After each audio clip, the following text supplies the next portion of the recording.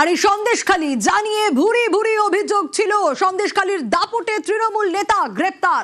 2024-এ vote পরবর্তী হিংসায় নাম জড়িয়েছিল সন্দেশখালীর তৃণমূল নেতা সুজয় মণ্ডলের। কি কি অভিযোগ ছিল তার বিরুদ্ধে, কোথা থেকে গ্রেপ্তার করা হলো তাকে, আরো বিস্তারিত এই বিষয়ে জানাবে অনুপম রয়েছে আমার সঙ্গে। অনুপম, হ্যাঁ দেখো, এই যে সন্দেশখালীর 2 নম্বরের দাপুটে নেতা সুজয় মণ্ডল, তাকে তৃণমূল নেতা তাকে গ্রেপ্তার করলো সন্দেশখালী থানার পুলিশ।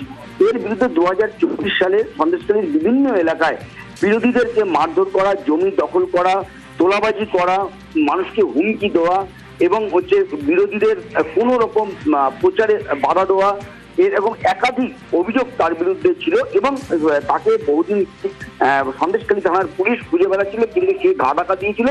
কিন্তু গতকাল রাতে গোপনে সে যখন তার বাড়িতে ঢোকে, পুলিশ খবর পাওয়া মাত্রই তার বাড়ি ঘিরে ফেলে তাকে গ্রেপ্তার করে এবং আজকে তাকে বসিরহাট মহকুমা আদালতে তোলা হবে।